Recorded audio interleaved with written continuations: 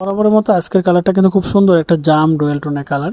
Dual টোনের কালারের প্রতি মানুষের কিন্তু একটা মানে আকর্ষণ থেকেই থাকে। তো এইটা তো সেটাই একটা কালারটা খুব সুন্দর, একটা গ্লেসি খুবই সুন্দর হবে। প্রিমিয়াম লুকে এই শাড়িটা পেয়ে যাচ্ছেন আমাদের কাছ থেকে।